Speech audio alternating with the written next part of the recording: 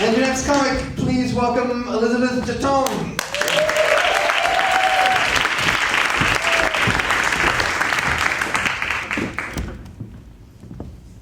Hi, my name's Elizabeth, and I'm kind of weird. I have a ferret in my freezer. This is usually the part of the conversation where people step back and are like, yeah, right. But there's one problem with the ferret in my freezer. She was alive when I put her in there. But you see, I would never eat her. I'm a vegetarian. And plus, what kind of sick freak would eat their pet anyways? See, most of my pets are dead. That's great, because I save a fortune on meow mix. And you see, there's no need to potty train Mr. Whiskers when he's mounted to the mantelpiece. I'm kind of like the crazy dead petting zoo lady. I got like cats and dogs and ferrets and pigs and a customer service agent from the DMV. I've always dreamed of being a museum-grade taxidermist. But that's not really an occupation you can practice on your family. Because you see, in 1962, America made it illegal to stuff a human body. So now I keep my collection in formaldehyde. Unfortunately, I did have to downsize recently due to the skyrocketing cost of pickling jars. I have a bad social anxiety. I have a hard time interacting with people, especially when they're alive.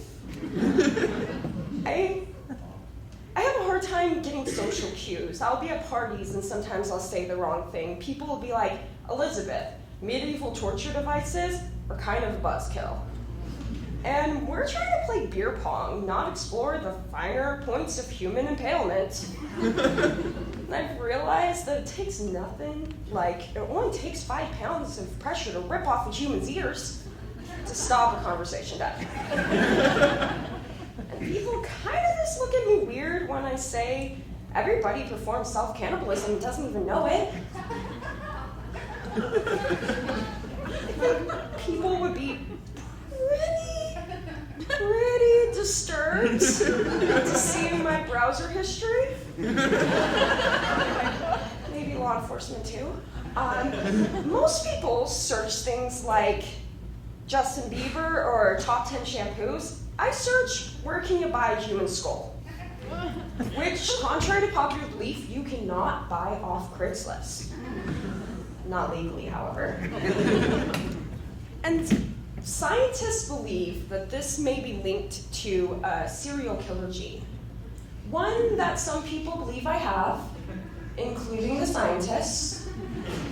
And I guess they could have got this idea from my collection of knives, or the hours I spent studying homicide, or I suppose the ongoing investigation, which I am not the prime suspect, I must note.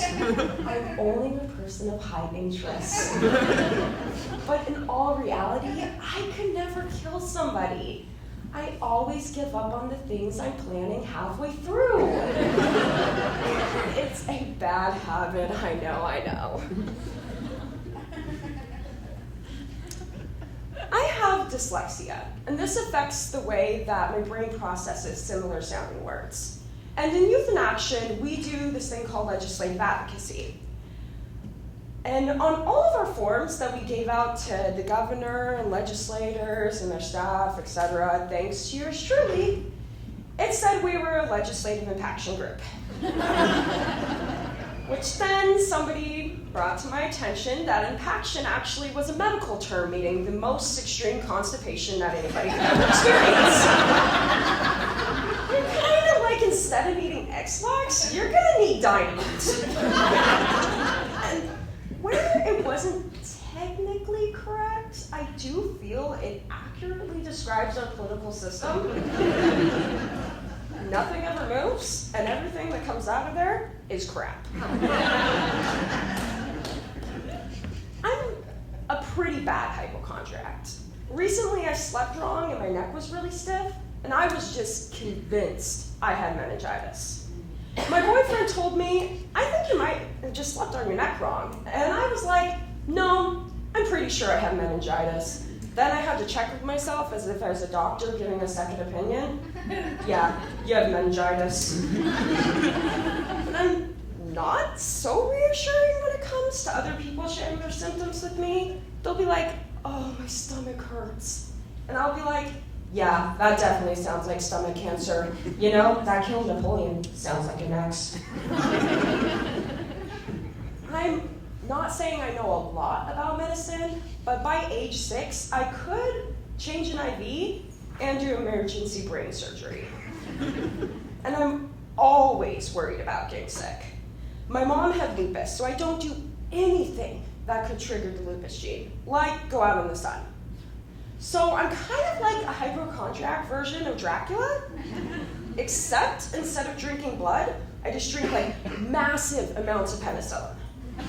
Okay, well that's not quite accurate because I'm a hippie, so really I just like light some sage and do some rain dances, because you know, a kumbaya a day will keep the doctor away. And with that, I am done.